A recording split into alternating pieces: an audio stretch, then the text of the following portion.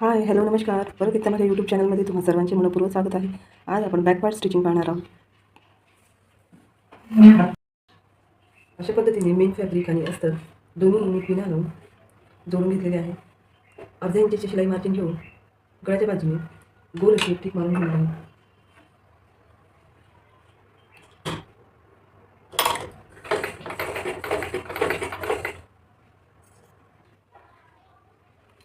अशा पद्धतीने अर्ध्या इंचीची शिलाई मार्जिन घेऊन एक टिक मारून घेतलेली आहे. हे आता आपण कटिंग करून घेऊ.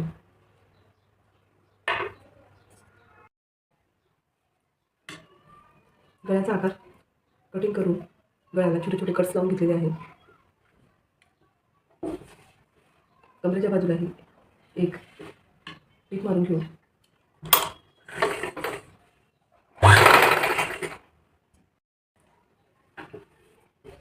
कमरेलाही एक टिक मारून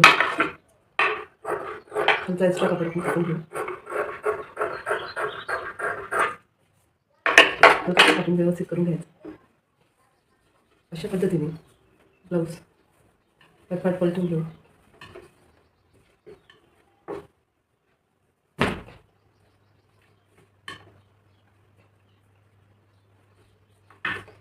गळ्याला एक दाब शिलाई प्रेस शिलाई आपण इथून एकदम काठावरती देऊन घेऊया.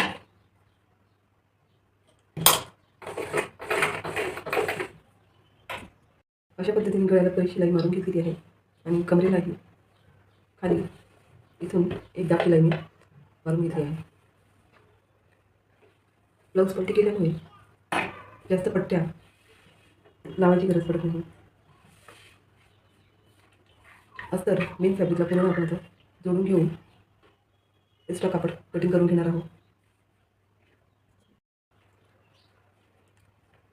अशा पद्धतीने पूर्ण अस्तर जोडून चारी बाजून शिलाई मारून पूर्ण अस्तर जोडून घेतले आहे.